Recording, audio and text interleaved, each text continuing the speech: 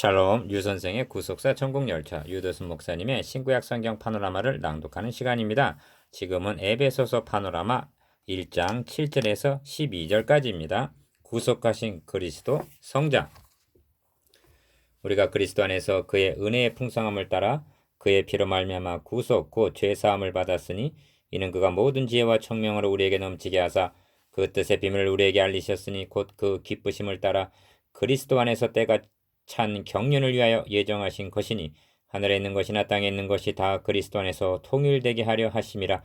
모든 일을 그 마음의 원대로 역사하신 자의 뜻을 따라 우리가 예정을 입어 그 안에서 기업이 되었으니 이는 그리스도 안에서 전부터 바라던 우리로 그의 영광의 찬송이 되게 하려 하심이라. 1장 7절에서 12절. 본단원 7절에서 12절까지는 성자 예수 그리스도의 사역입니다. 먼저 도표 5를 보십시다. 본단원의 주제는 단연 구속하신 그리스도입니다. 주제와 각달락의 제목과 연결시켜 보겠습니다.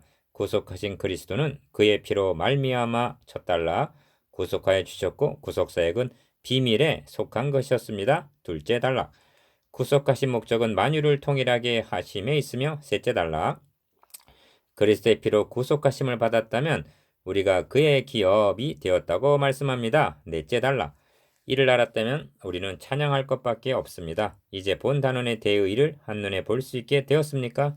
1. 피로 말미암아 예수 그리스도께서는 우리들을 그의 피로 말미암아 구속하셨습니다. 교훈이 아닙니다. 기사와 이적이 아닙니다. 그의 피, 즉 그의 죽으심으로 구속하셨습니다. 1. 그리스도 안에서입니다. 7절은 우리가 그리스도 안에서 이렇게 시작하고 있습니다.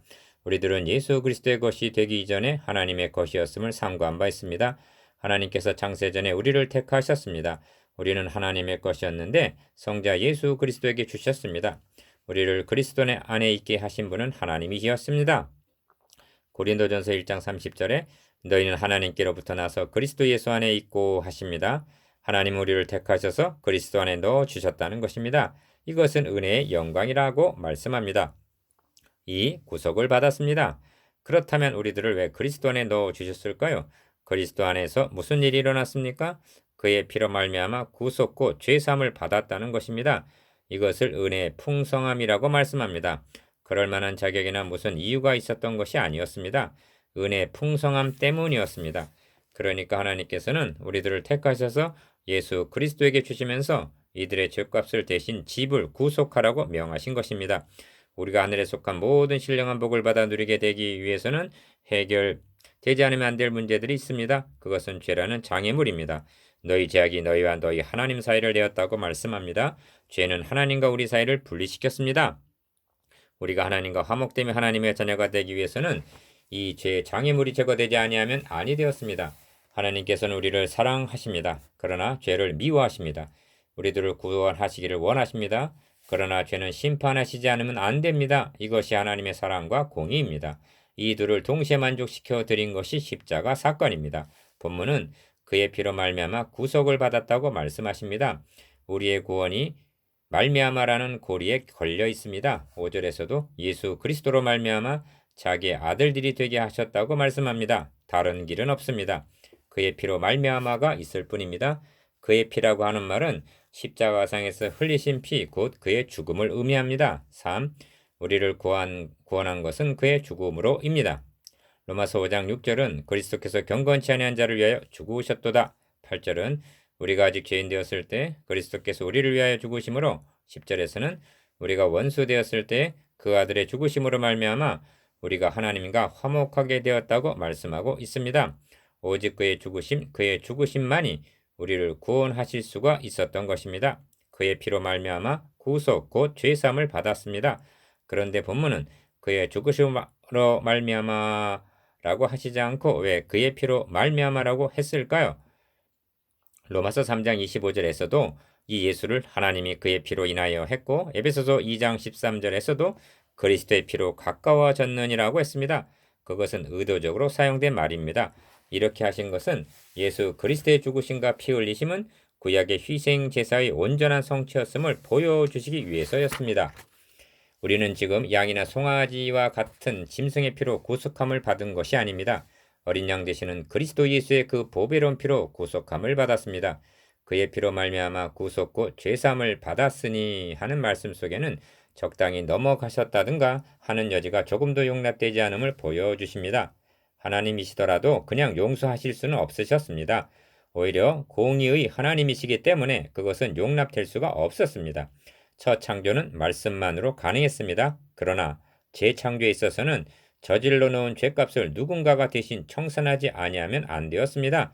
이것이 바로 그의 피로 말미암아 구속함을 받았다는 뜻입니다. 4. 그리스도의 종입니다.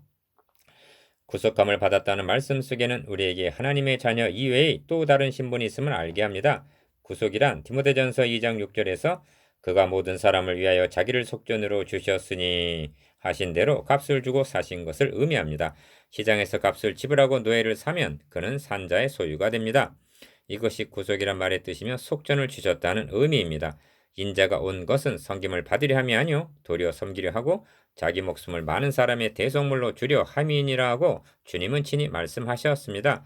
그렇다면 너희는 너희 것이 아니라 값으로 산 것이 되었으니 그래서 우리의 또 다른 신분은 그리스도의 종입니다. 사도는 자신을 그렇게 말하기를 즐거워했습니다. 전에는 마귀의 노예였으나 그리스도의 피로 말미암아 구속을 받음으로 그리스도의 노예가 되었다는 것입니다. 5. 오직 은혜입니다. 나 같은 죄인을 구속하시기 위하여 하나님께서는 사랑하시는 자를 대신 죽게 하셨다니 이것은 전적인 하나님의 은혜입니다. 그래서 은혜의 풍성함을 따라라고 말씀합니다. 로마서 3장 24절에서도 하나님의 은혜로 값없이 의롭다함을 얻은 자 되었다고 했습니다. 은혜나 받을 자격이나 가치가 없는 자에게 은혜는 받을 자격이나 가치가 없는 자에게 값없이 거저 주시는 것을 의미합니다. 너희 목마른 자들아 물로 나아오라. 돈 없는 자도 오라. 너희는 와서 사 먹되 돈 없이 값없이 와서 포도주와 젖을 사라고 초대합니다. 은혜 중에도 풍성한 은혜입니다. 하나님께서 우리의 간청을 들으시고 예수 그리스도를 보내주신 것이 아닙니다. 우리들의 애원하는 기도를 들으시고 우리 대신 십자가에 못 박히시게 하신 것이 아닙니다. 이는 하나님의 기쁘신 뜻을 따라 행하신 은혜의 풍성함입니다.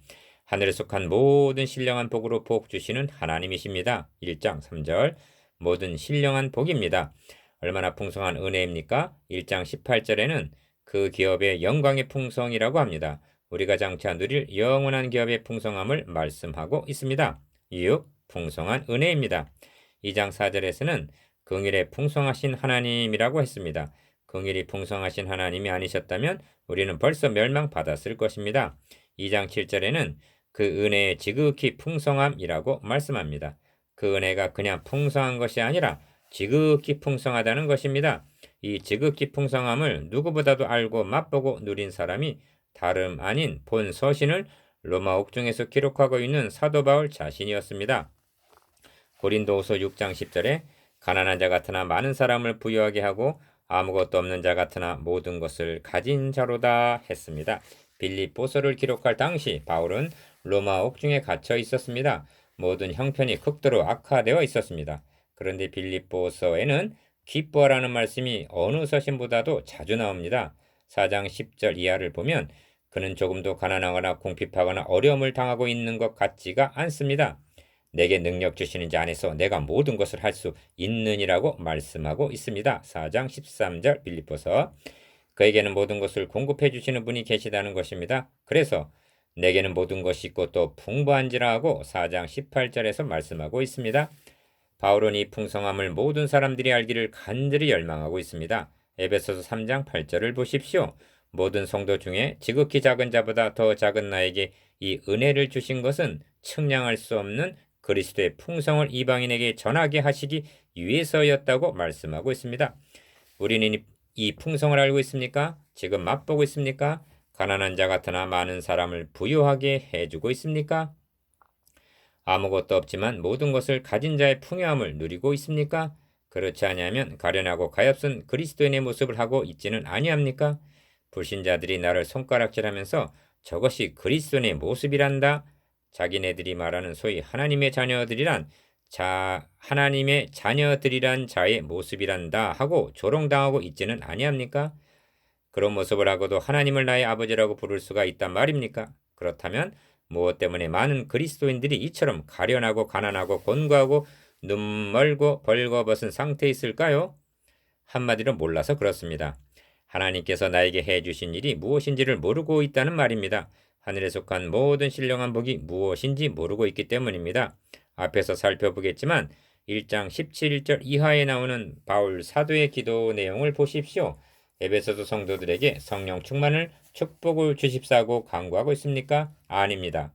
하나님을 알게 하시고 부르심의 소망이 무엇인지, 기업의 영광의 풍성이 무엇인지, 어떤 능력이 우리를 사망에서 생명으로 옮겨주셨는지 알게 하시기를 구하고 있습니다.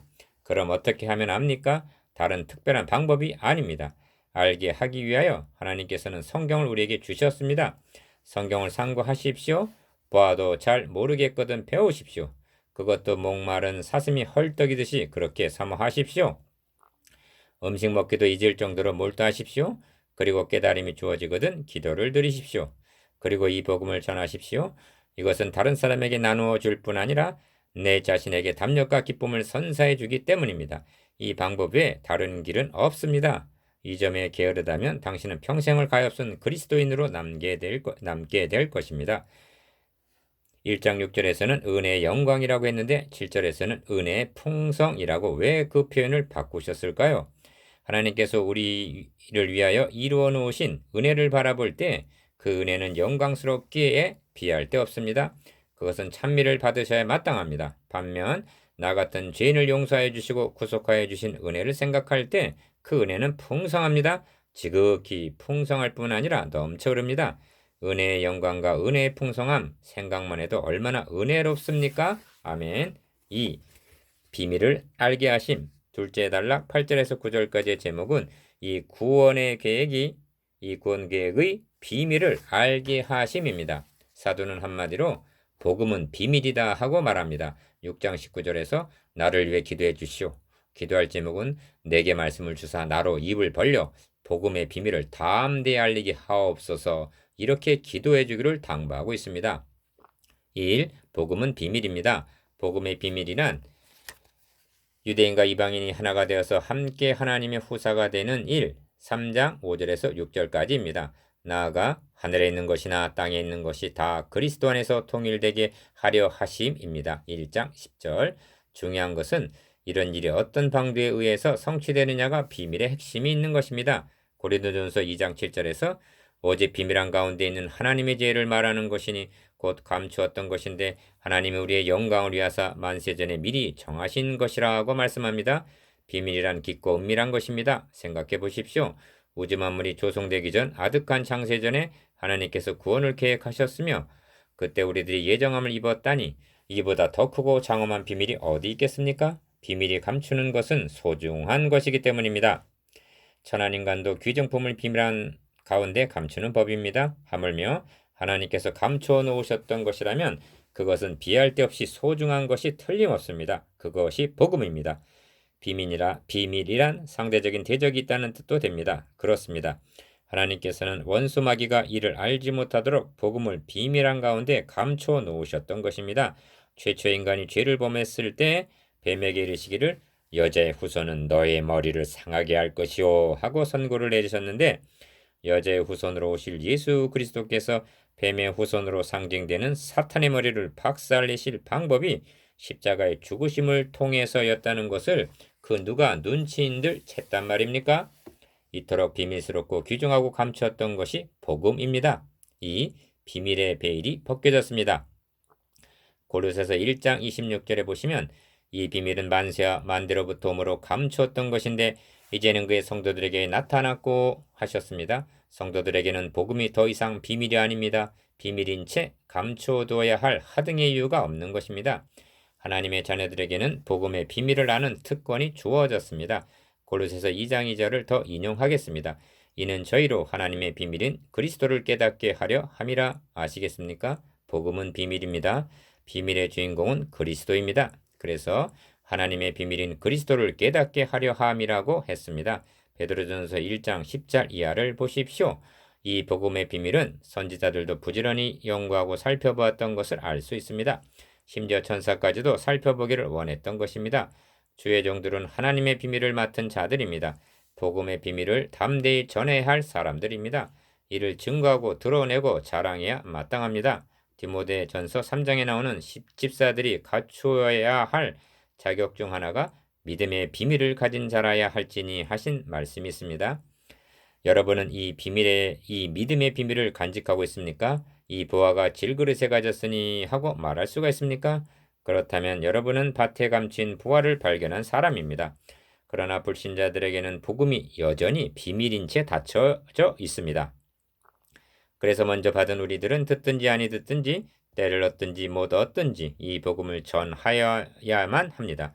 우리는 저들에 대하여 빚진 자들입니다.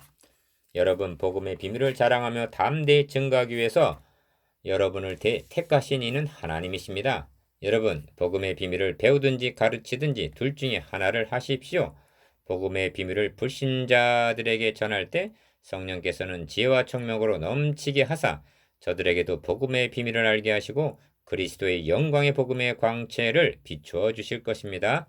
고린도후서 4장 4절 3. 통일되게 하심. 셋째 단락 10절에서는 구속사에게 궁극적인 목적이 어디 있는가를 말씀하고 있는데 궁극적인 목표는 통일되게 하심입니다. 달리 말씀드리면 통일될 날이 온다는 것입니다. 구속 역사란 창세기에서 시작하여 요한계시록에서 완성되는 하나님의 나라 건설, 즉 통일되게 하려 하심에 있습니다. 1. 때가 찬 경륜.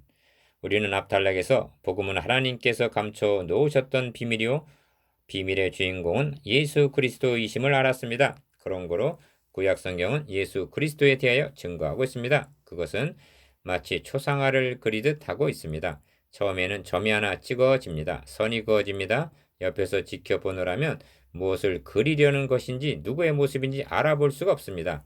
그러는 중에 점점 형체를 드러내 보입니다. 하나님께서는 일례 시조 아담 하와가 타락하자 그들을 구원하실 자를 계시하기 시작합니다. 여자의 후손이 뱀의 머리를 상하게 할 것이다. 최초의 점이 하나 찍어집니다. 그러나 여자의 후손이 누구를 가리키는지 알 길이 없습니다. 선이 그어지고 점점 윤곽이 드러나기 시작합니다. 그분은 유다 지파 다윗의 자손으로 동정녀의 몸을 빌어서 베들레헴에서 태어나실 것이 계시됩니다. 갈라디아서 4장 4절에 보면 때가 참에 하나님이 그 아들을 보내사 여자에게 나게 하시고 이렇게 말씀하고 있습니다. 때가 참에 이것이 9절에서 말씀하고 있는 때가 찬 경륜이라는 뜻입니다. 모든 것은 하나님의 계획 속에서 하나님의 정하신 때에 나타나는 것입니다. 하나님의 뜻하신 바 비밀의 경륜이 그리스도께서 오심으로 더 이상 비밀일 수 없는 복음으로 나타났던 것입니다. 이제는 더 이상 감춰놓으신 비밀이란 것이 없습니다. 더 이상 나타날 것이란 없습니다. 이제는 그리스도 안에서 이루어지기만 하면 됩니다. 지금도 계속 진행되고 있는 것입니다. 그리스도께서 이 세상에 다시 오심으로 그 경륜은 완성될 것입니다. 우리 속에서도 착한 일을 시작하셨으며 주 예수 그리스도 강림하실 때까지 이루실 것을 확신하는 바입니다. 그날에는 하늘에 있는 것이나 땅에 있는 것이 다 그리스도 안에서 통일될 것이라고 말씀합니다. 통일되게 하려 하심이라는 이 통일은 에베소서를 해석하는 열쇠와 같은 말씀이며 성경 전체의 중심 주제이기도 합니다. 이 완성될 날이 옵니다. 하늘에 있는 것이나 땅에 있는 것이란 무엇을 말하는 것일까요? 교회는 하늘에 있는 천상교회와 땅에 있는 지상교회 둘밖에 없습니다. 이미 하늘에는 세상을 떠나 영광 중에 있는 성도들이 있습니다. 이 땅에도 남아있는 성도들이 있습니다. 이것이 주님의 재림하심으로 통일된다는 것입니다.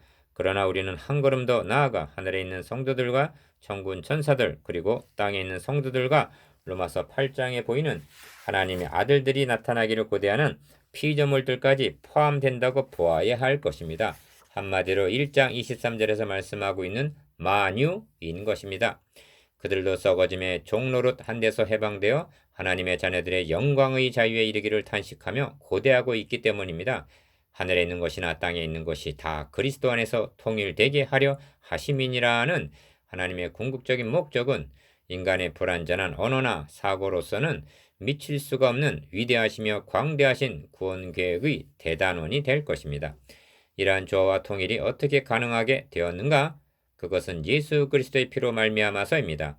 이에 대한 설명이 2장 12절 이하에 나옵니다. 그때 너희는 그리스도 밖에 있었고 이스라엘 나라의 밖의 사람이라 약속의 언약들에 대하여 외인이요 세상에서 소망이 없고 하나님도 없는 자이더니 이제는 전에 멀리 있던 너희가 그리스도 예수 안에서 그리스도의 피로 가까워졌느니라. 그는 우리의 화평이신지라 둘로 하나를 만드사 중간에 막힌 담을 허시고. 예수 그리스도의 피는 하늘과 땅에 있는 모든 것을 통일시키는 비밀을 가지고 있습니다. 큰 건물이 하나하나의 돌들로서 쌓여지듯이 성도 한 사람 한 사람이 모여서 하나님이 거하실 처소가 되어가고 확장되어 통일이 됨은 하나님의 위대하시고 영광스러운 구원 계획의 완성을 의미합니다. 우리는 그날과 그때는 모릅니다. 다만 때가 찬 경륜 가운데 이루어질 것을 확신하면서 지금도 이루어 나가고 계심을 믿을 뿐입니다. 그 경륜 속에 나를 포함시켜 주셨으며 우리를 사용하고 계시다니 대개 나라와 권세와 영광이 아버지께 영원히 있사옵나이다. 아멘. 4. 기업이 되심. 넷째 단락 11절은 우리가 그리스도의 피로 구속, 다시 말씀드리면 값으로 사셨기 때문에 하나님의 기업 곧 하나님의 소유가 되었다는 말씀입니다. 모든 일을 마음의 원대로 역사하시는 자의 뜻을 따라 우리가 예정을 입어 그 안에서 기업이 되었으니. 그러므로 본 단락의 제목은 기업이 됨입니다. 앞 단락에서 하늘에 있는 것이나 땅에 있는 것이 다 그리스도 안에서 통일되게 하려 하심이 하나님의 구원 계획의 궁극적인 목적임을 상고했습니다. 1. 하나님의 소유된 기업. 명심해야 할 점은 통일 자체가 중요한 것이 아니라 그 안에 거할 하나님의 기업이 중요하다는 점입니다. 예를 들어 주택이라는 건물이 중요한 것이 아니라 그 안에 거할 가족이 중요함과 같다는 말씀입니다. 놀라웠게도 우리들이 그 통일 계획의 일원으로 포함되어 있다는 것이며 감사하게도 통일을 위하여 역사에 나아가시는데 우리가 하나의 도구로 사용되고 있다는 것입니다. 통일의 그날은 하나님의 때가 찬 경륜 속에 들어 있습니다. 하늘의 천사도 모르고 하나님만이 하시는 그 날을 향하여 지금도 착착 진행되어 가고 있는 것입니다. 그날이 이르면 우리는 어떻게 되는 것입니까? 이 가슴 설레는 광경을 성경은 여러 곳에서 말씀하고 있습니다. 그가 만물을 자기에게 복종케 하실 수 있는 자의 역사로 우리 낮은 몸을 자기 영광의 몸의 형체와 같이 변케 하시리라 하십니다. 빌립보서 3장 21절. 요한일서 3장 2절에서는 사랑하는 자들아 우리가 지금 하나님의 자녀라 장래에 어떻게 될 것은 아직 나타나지 아니하였으나 그가 나타나심이 되면 우리가 그와 같을 줄 아는 것은 그에 계신 그대로 볼 것을 인하함이니 하셨습니다. 주님이 다시 오시는 날 우리 낮고 천한 몸은 그의 영광의 몸과 같이 변화되어 얼굴과 얼굴을 대하여 보게 될 것이라는 말씀입니다. 다음으로 로마서 8장 17절에서는 자녀이면 후사 곧 하나님의 후사요 그리스도와 함께한 후사니 우리가 그와 함께 영광을 받기 위하여 고난도 함께 받아야 될 것이니라고 말씀하고 있습니다. 통일의 그날 영광의 주님께서 다시 오시는 그날에는 하나님의 자녀된 우리들이 하나님의 후사로서 그리스도와 함께 영광에 참여하게 될 것이라는 말씀입니다. 이들을 본 단락에서는 하나님의 기업이라고 말씀하고 있는 것입니다. 기업이 되었으니 하는 이 말씀이 참으로 오묘합니다.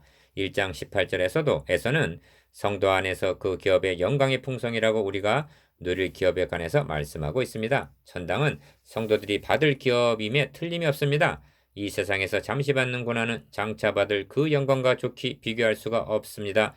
반면 성도들 자신은 통일된 하나님 나라의 가장 소중히 여기시는 하나님의 기업이라는 것입니다. 우리는 우리 것이 아니라 주님의 피값으로 사신 바 된 주의 것입니다. 우리는 하나님께서 독생자까지 아낌없이 내어주시고 사신 하나님의 소유된 백성이라는 것입니다. 하나님께서 그 소유를 얼마나 사랑하시며 소중히 여기시며 지키실 것입니까? 우리가 기업이 되었으니 하는 말씀 속에는 이러한 신비한 뜻이 포함되어 있습니다. 성도들이 그 기업을 잃지 않으려고 노력하는 것보다 하나님께서 당신의 기업이신 성도들을 잃지 않으시려는 노력이 더 크고도 완전하다는 것입니다. 우리들은 우둔하고 미련해서 항상 우리 중심으로 생각합니다. 내 손에서 빼앗을 자가 없느니라. 내가 붙들고 있고 내가 지키고 있고 내가 유지해 나가는 양 생각하고 있습니다. 하나님 중심으로 생각하십시다. 구속사역은 말씀으로 된 것이 아닙니다. 다른 무엇으로도 아닙니다. 독생자 예수 그리스도의 죽으심으로 말미암아 택하신 족속이요 왕 같은 제사장들이요 거룩한 나라요 소유된 백성이 된 우리들을 하나님께서 어떻게 보존하시며 아끼시며 사랑하실 것인가? 이 모든 것이 그 마음의 원대로 역사하시는 자의 뜻을 따라 되어진 것입니다. 우리에게 무슨 공로나 자격이나 그럴 만한 조건이 있어서가 아니었습니다. 그리스도 안에서 통일될 날을 바라볼 때 우리에게 주실 기업을 생각하게 되는 것입니다. 여기서 우리는 깊고 예민한 말씀을 관찰해 보고자 합니다. 11절에 우리가 예정을 입어 그 안에서 기업이 되었으니 하고 우리가 나옵니다. 12절에서 전부터 바라던 우리로 하고 우리가 또 나옵니다. 그리고 13절에서는 그 안에서 너희도 하고 이제는 너희가 나옵니다. 그리고 또 다시 14절에서는 이는 우리의 기업에 하고 우리로 다시 돌아갑니다. 복잡한 것 같지만 간추려 보면 11절과 12절에서는 우리라고 했다가 13절에서는 너희가 되었다가 14절에서는 다시 우리가 됩니다. 맨 처음에 나오는 우리가 누구를 가리키고 있습니까? 우리는 서신을 쓰고 있는 바울과 서신을 받을 에베소 성도들, 그리고 이 말씀을 상고하고 있는 저와 여러분 모두를 가리키고 있습니다. 그렇습니다. 그 우리라는 말씀 속에 포함된다는 것은 영광 중에 영광입니다. 왜냐하면 그들이야말로 하나님의 뜻을 따라 창세전에 예정을 입은 하나님의 기업이요 하늘나라 기업에 참여케 하기 위하여 하나님의 택하심을 받은 사람들이기 때문입니다. 그렇다면 12절에 나오는 두 번째 우리는 누구를 가리키고 있는 것일까요? 그것은 바울과 같은 유대인 성도들을 말씀하고 있음에 틀림없습니다. 왜 그러냐 하면 하나님의 구원 계획이 어떤 경로를 통해 전해졌는가를 생각할 때 그러합니다. 유대인들은 메시아 오시기를 바라고 있었습니다. 전부터 바라던 우리라는 말씀이 그것을 말해주고 있습니다. 아브라함도 다윗도 이 땅에 메시아가 오실 것을 멀리서 바라보고 즐거워했습니다. 그들은 열국 중에서 내 소유가 되겠고 하신 대로 출애굽기 19장 5절 하나님의 기업이었으며 하나님의 선민이었습니다. 그런데 13절에서 너희도 하고 에베소 성도들 곧 이방인인 그들에게도 이 복음은 전파되었으며 그들도 믿어 약속의 성령으로 인치심을 받게 되었다는 것입니다. 가로막혔던 휘장은 찢어졌으며 유대인과 이방인 사이에 중간에 막힌 담은 헐어졌습니다. 유대인뿐 아니라 이방인이었던 너희도 동일하게 이 영광의 기업에 참여하게 되었다는 것입니다. 그래서 마지막 14절에서는 우리의 기업에 하고 그리스도 안에 있는 모든 성도를 우리라는 품에 안고 있는 것입니다. 에베소서 4장 4절 이하에서 보여지듯이 몸이 하나여 믿음도 하나여 세례도 하나여 하나님도 하나이시니 곧 만유의 아버지시라 만유에 계시고 만유를 통일하시고 아멘. 그러합니다. 하나님께서는 그리스도 안에서 만유를 통일하셨습니다. 유대인과 이방인을 통일하게 하셨습니다. 너와 나를 통일하시며 하늘에 있는 것이나 땅에 있는 것을 다 그리스도 안에서 통일되게 하십니다. 얼마나 장엄합니까? 얼마나 웅대합니까? 얼마나 위대하시며 얼마나 영광스럽습니까? 그리스도 안에서 하나 된 우리들은 한 가지로 영광의 기업에 참여하게 될 것입니다. 그뿐 아니라 이 땅에 사는 동안도 우리들은 하나님의 기업이 되었음을 잊지 마십시다. 두려워 말라 내가 너와 함께 함이니라 놀라지 말라 나는 너의 하나님이 됨이니라 내가 너를 굳세게 하리라 참으로 너를 도와주리라 참으로 나의 의로운 오른손으로 너를 붙들리라 아멘. 이사야 41장 10절 5. 찬송이 되게 하심 다섯 번째이자 마지막 단락 12절은 이 단원의 7절에서 12절의 결론이기도 합니다. 중심점은 영광의 찬송이 되게 하려 하심에 있습니다. 성부 사역을 말씀하는 3절에서 6절 단원의 결론도 그의 은혜의 영광을 찬미하게 하려는 것이라고 6절 말씀한 사도는 이제 성자 사역을 말씀하는 결론에서도 그의 영광의 찬송이 되게 하려 하심이라고 12절 찬양을 하고 있습니다. 그런데 표현이 6절과 14절의 묘사와는 좀 다른 점을 보게 됩니다. 찬송하자는 말 대신에 찬송이 되게 하려 하심이라고 말씀합니다. 사도는 데살로니가 성도들을 가리켜 너희는 우리의 영광이요 기쁨이니라고 말씀했는데 데살로니가전서 2장 20절 지금 사도는 성도들은 하나님의 기업이며 그리스도의 영광이요 찬송이 되었다고 말씀하고 있는 것입니다. 이것은 찬미하게 하려는 것이라는 묘사보다 얼마나 더 적극적이고 감격적인 묘사입니다.